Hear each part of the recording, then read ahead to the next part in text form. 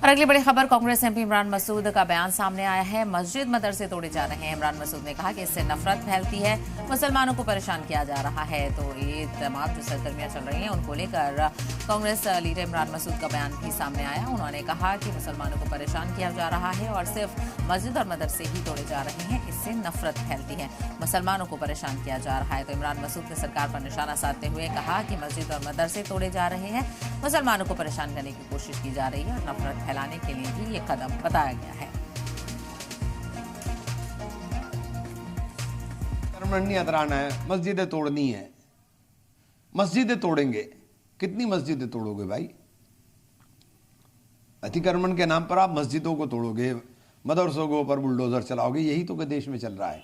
आप इससे नफरत फैलाते हो, आप इससे नफरत फैला करके अपना राजनीतिक एजेंडा चलाते हो, क्योंकि आपके पास, आप में इतना दम तो है नहीं कि बांग्लादेश में हिंदुओं का कत्ल हो रहा है उनको जवाब दे दो। आपके अंदर इतना दम नहीं है, क्योंकि आपका धंधा चलता है, आपके मित्रों का धंधा चलता है। अडानी की बिजली काट दीजिए, बांग्लादेश का इलाज हो जाएगा।